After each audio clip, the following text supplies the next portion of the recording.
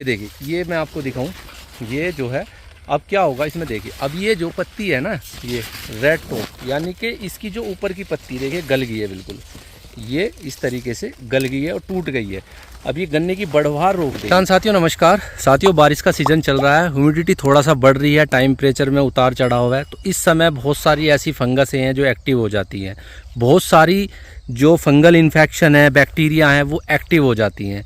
आज की वीडियो में हम बात ये करने वाले हैं कि जो अब टेम्परेचर उतर रहा है, चढ़ रहा है, मौसम में बदलाव हो रहा है, तो इस समय हम अपने गन्ने की फसल में कौन कौन सी बीमारी का प्रकोप देखने को मिल सकता है, कौन कौन सी जो डिजीज़ हैं जो हम अपनी गन्ने की फसल में कंट्रोल कर सकते हैं, और ऐसी क्या दवाई है जो इस टाइम हम अपनी गन्ने की फसल में कर हम अपनी गन्ने की फसल को सुरक्षित और उसका जो भी इसमें इन्फेक्शन होने वाला है, फंगल इन्फेक्शन है, डिजीज़ है या फंगस का अटैक है, कुछ भी है, उसको हम अब इस समय क्या ऐसा अपनी खेत में करें जो हमारे खेत में आने वाले टाइम में एक अच्छी ग्रोथ हम अपने खेत से ले सकें, अच्छी पैदावार हम अपने खेत से ले सकें। दोस्तों ऐसी ही वीडियो हम जो जानकारी वाली वीडियो होती है उसको बनाते रहते हैं, आपके सामने लाते रहते हैं, प्रस्तुत करते रहते हैं। तो इस वीडियो शुरू करने से पहले आपसे एक छोटी सी रिक्वेस्ट है साथियों कि आप चैनल पर नए आए हो तो चैनल को सब्सक्राइब जरूर कर लीजिएगा और बेल आइकन दबा लीजिएगा। साथियों अगर वीडियो आपको अच्छी लगती है तो वीडियो को लाइक ज़रूर कर देना और किसान भाइयों के साथ शेयर ज़रूर करना,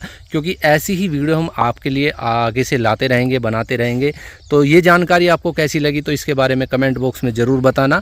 तो चलिए दोस्तों वीडियो शुरू करते हैं। साथियों ये जो समय चल रहा है, अब जो टाइम चल रहा है गन्ने के लिए, वो बहुत ही पीक टाइम है, क्योंकि इस टाइम गन्ने की फसल में बहुत सारे जो बीमारियां होती हैं, वो बहुत सारी बीमारियां इस समय आके लगती है और हमारी फसल जो है, जो अच्छी चलती है, जो सही ग्रोथ लेती है, वो थोड़ा सा डाउन हो जाती है। अब जैसे देखिए आप ये फसल देख पा रहे होंगे, तो कितनी अच्छी फसल खड़ी है, लेकिन इसमें जो इम्पैक्ट आ रहा है, जो इसमें फंगस दिखाई दे रही है, वो बहुत ज़्यादा अधिक मात्रा में दिखाई दे रही है। अब क्या होगा दोस्तों, अभी अगर इसका हम कंट्रोल सही तरीके से नहीं कर पाएंगे तो ये बीमारी जो है बढ़ती चली जाएगी। तो उसके लिए आज का जो हमारा टॉपिक है दोस्तों, वो है आज का हमारा टॉपिक पोका बोइंग। पोका बोइंग जो हमारे गन्ने की फसल में जो दिखाई देता है, उसके सिम्टम क्या है, उसकी रोकथाम क्या है, किस तरीके से हम उसको कंट्रोल कर सकते हैं, और कौन सी ऐसी दवाई है जिसका प्रयोग हम अपने गन्ने के खेत में करके उसको आसानी से कंट्रोल कर सकते हैं। दोस्तों दवाई पोका बोइंग की बहुत है, ऐसी बात नहीं है, लेकिन हम उस दवाई के बारे में ज़्यादा बात करते हैं जो हमारे लिए सूटेबल है, हमारे लिए आसान है और उसका रिजल्ट भी हमारे लिए अच्छा मिलता है। तो हम ही उस दवाई के बारे में हम ज़्यादा बात करने की कोशिश करते हैं वीडियो में, जिससे किसान भाइयों को एक अच्छी जानकारी मिले, अच्छा उसका रिजल्ट मिले। तो दोस्तों आज की वीडियो में हम जो बात कर रहे हैं वो पोका बोइंग के बारे में बात कर रहे हैं कि पोका बोइंग के लक्षण हम किस तरीके से अपने खेत में जाकर देख सकते हैं।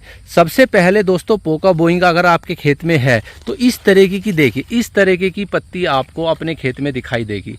ये जो आप देख पा रहे होंगे ऊपर से पत्तियाँ बिल्कुल इसमें जैसे सलबटे से पड़ गई हैं, और इसमें सबसे जो इसमें सबसे मेन बात है देखने वाली, ये आप देख पा रहे होंगे, देखिए ये जो सफ़ेद सा आपको दिखाई दे रही होंगी ये पत्तियाँ, ये सफ़ेद सी जो पत्ती आपको दिखाई दे रही है, ये पत्तियाँ जो हैं इस तरीके से, ये आपकी जो इस तरीके से इसमें सफ़ेद स्पॉट दिखाई देंगे। देखिए ये आपको दिख रहे होंगे, ये स्पॉट जो है इस तरीके से दिखाई देंगे, और साथ के साथ ये पत्ती जो है सलबटे, जैसे कपड़े को हम भिगो के निचोड़ देते हैं ना, इस तरीके से इसमें सलबटे दिखाई देंगी।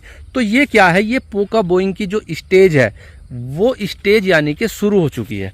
अब देखिए एक तो ये क्लम्प आपकी ये हो गई, इसी के साथ साथ मैं आपको और क्लम्प इस खेत में दिखाता हूँ, जो पोका बोइंग की बहुत सारी क्लम्प इसमें दिखाई दे रही है। और ये देखिए एक आसपास बहुत ज़्यादा दिखाई देगी, जैसे देखिए आपको मैं दिखाऊं, ये देखिए ये ऊपर से देखिए, आप देखिए बिल्कुल सलबट से इसमें पड़नी शुरू हो चुकी है। ये पोका बोइंग की स्टेज अब इसमें शुरू हो गई है।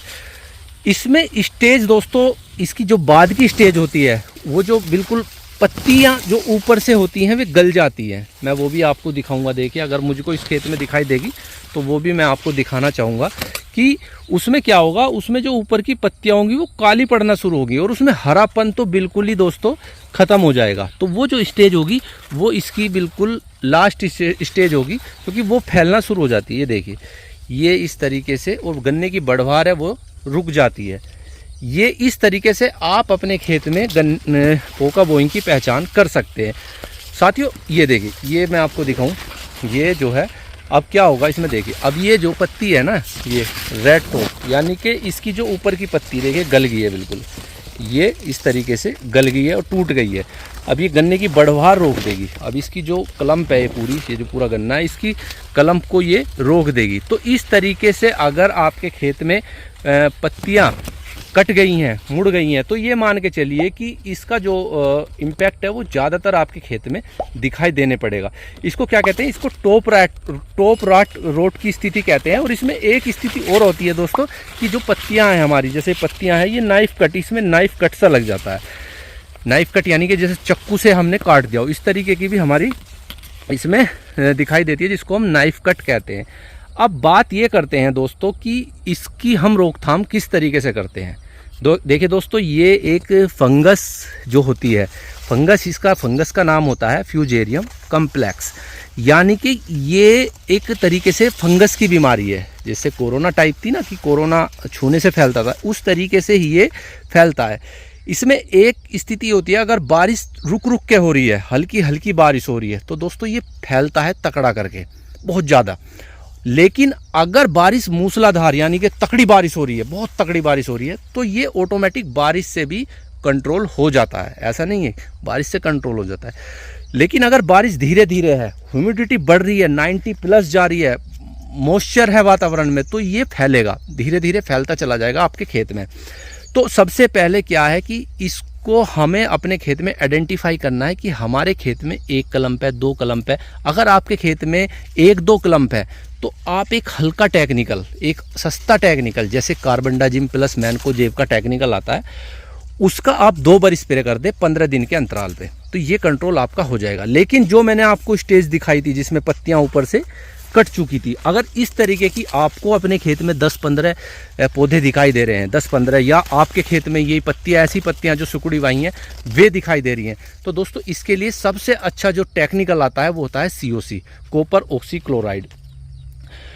उसके साथ दोस्तों आपको क्या करना है, अगर आप COC का स्प्रे कर रहे हैं तो आप उसके साथ कासुमाइसिन आता है, वो एंटीबायोटिक होता है, उसका अगर आप उस COC के साथ स्प्रे कर देंगे तो मैं कह रहा हूँ कि आपको 100% रिजल्ट देखने को मिलेगा। तो आपको क्या करना है, अगर आपके खेत में दोस्तों कम मात्रा में दिखाई दे रहा है, तो कार्बेंडाजिम प्लस मैनकोजेब का आप स्प्रे कर सकते हैं 1% का घोल बना के, यानी कि आप 400 लीटर पानी 1 एकड़ में, और 400 लीटर में आपका जो है 1% यानी कि 1 ml 1 ग्राम प्रति लीटर के हिसाब से आप जो है उसका स्प्रे कर सकते हैं। या दोस्तों आप COC का जो स्प्रे कर रहे हैं वो 2% का होना चाहिए, यानी कि 2 ग्राम प्रति लीटर के हिसाब से आप अपने खेत में स्प्रे कर सकते हैं। ये कोई ज़्यादा खतरनाक रोग है नहीं, लेकिन हाँ स्थिति अगर ज़्यादा बढ़ जाती है तो दोस्तों आपकी गन्ने की फसल को बैठा भी सकता है। लेकिन सबसे मेन चीज़ ये है कि आप अपने खेत की परिस्थिति के अनुसार ही दवाई करें, अच्छी कंपनी का टेक्निकल लाएं, अच्छी कंपनी की जो दवाई आती हैं उसी का प्रयोग करें, किसी फर्जी कंपनी का प्रयोग ना करें, क्योंकि आज के टाइम में दोस्तों फर्जी इतनी दवाई हैं, उनका रिजल्ट कुछ नहीं मिलता और साथ के साथ वे नुकसान भी हमारे खेत में कर देती हैं।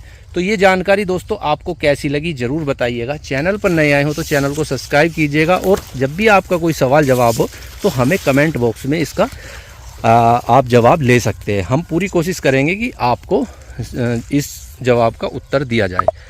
तो वीडियो कैसी लगी ज़रूर बताइएगा। चैनल पर नए आए हो तो चैनल को सब्सक्राइब कीजिएगा। धन्यवाद।